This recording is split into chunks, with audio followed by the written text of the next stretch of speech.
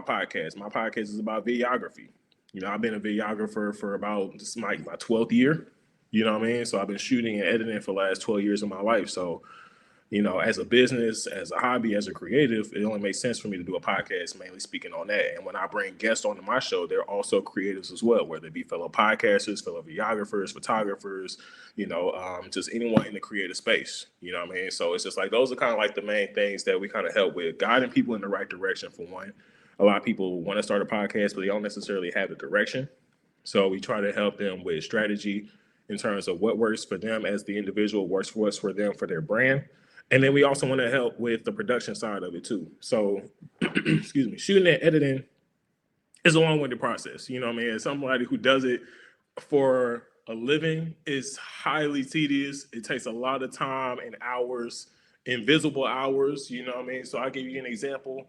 If I came and I shot your podcast for an hour, it may take like 6 hours to edit, but you only see the hour that you saw me. You feel what I'm saying? So it's just Facts. like, imagine having to do all that by yourself, and you ain't never tried a podcast before.